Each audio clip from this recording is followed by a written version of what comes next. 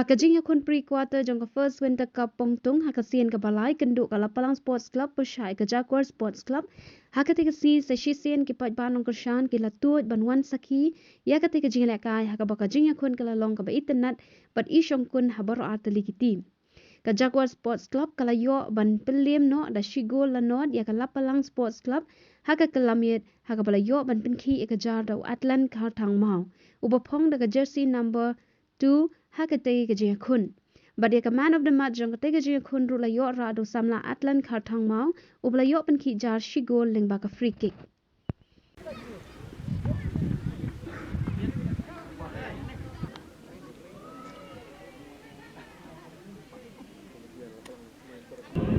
Borom lang iway ya iway kublai shibun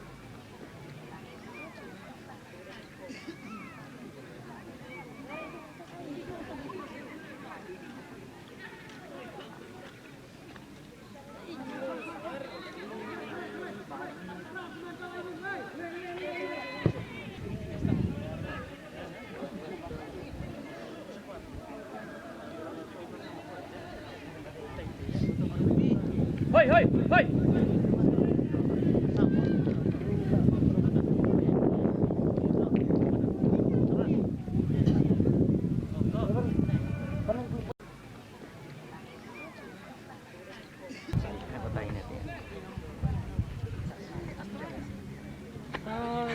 Ama.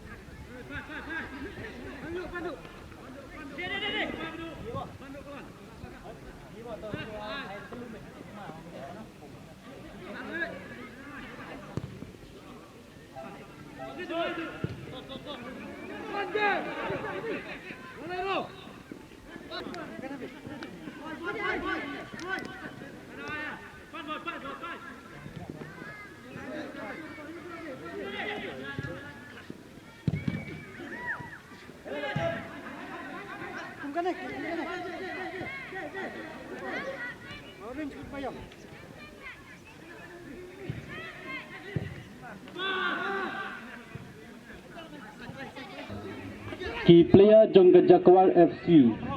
Ban Karsentiu jersey nomor R Pawai Atlan Karmau jersey nomor R Daniel Pengrup jersey nomor Khanriu Wan Lambok Lingkoi jersey nomor Henriu Akbar Kurba jersey nomor Lai Skillful Tariang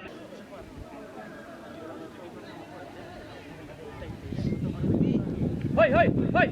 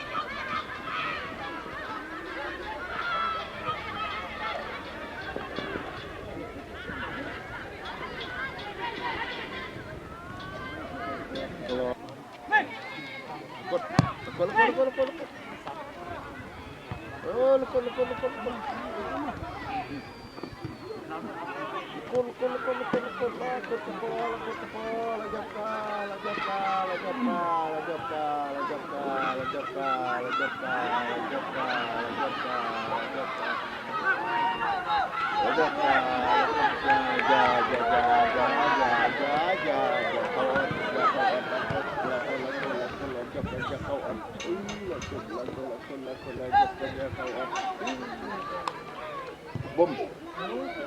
Ray dah kawan. No, aku tak.